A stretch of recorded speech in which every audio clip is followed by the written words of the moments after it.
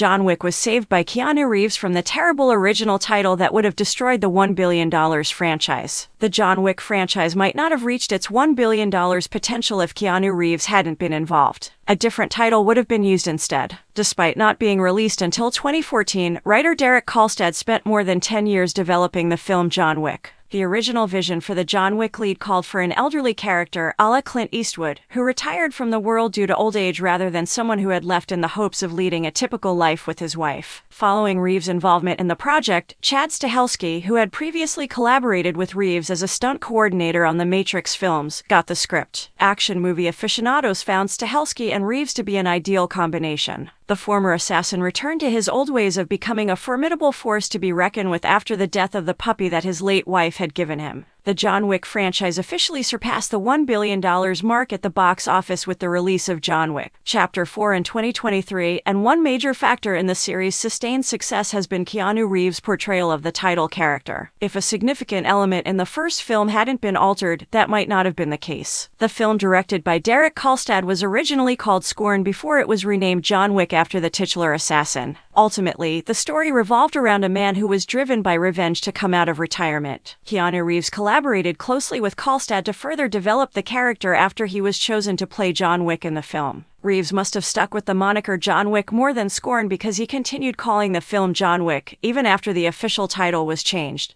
Kolstad claims that during interviews conducted prior to the film's 2014 release, Reeves consistently referred to it as John Wick. The marketing team and producers came to the realization that the film was receiving $4 to $5 million in free advertising, which made it possible for everyone to agree that changing the title made sense. Reeves may have made a mistake by disregarding the official title, but even Kolstad acknowledged that he was unable to imagine it being Scorn now. Kolstad is spot on, especially considering how popular the John Wick films have become. In its almost 10 years of release, John Wick has established itself as a major figure in popular culture, even to those who aren't usually drawn to bloody action films. Even though Reeves has played a number of noteworthy franchise roles throughout his career, his portrayal of John Wick is the most well-known. A film called Scorn, which sounds like a forgettable action flick from the 80 seconds or 90 seconds, most likely wouldn't have been the case. Any follow-ups would have only served to reinforce the idea that the main character was undervalued.